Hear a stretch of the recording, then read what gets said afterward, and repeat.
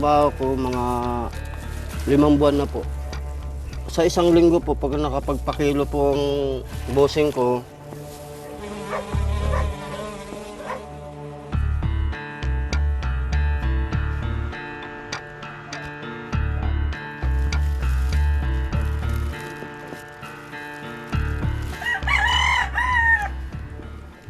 Pupunta pa ako ng palengke, bibili pa ako ng ng mga panahon. Tulad ng mga bawang, ganyan, mga sibuyas. Pinipilihan ko siya, yung tinatanggal ko yung mga buto, mukha nito, yan, ganyan. Tinatanggal ko yan. Kasi para ito na lang matitira, mga ganitong mga laman.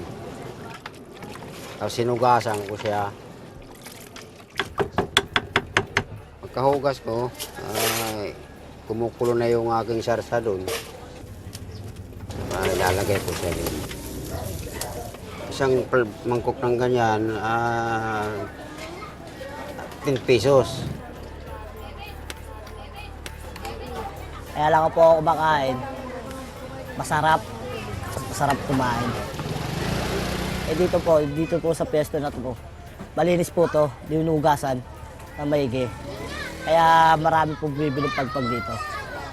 Katibayan lang po ng sipura kung kaya ng malinis o marumi. Kami, sanay na po kami rito eh.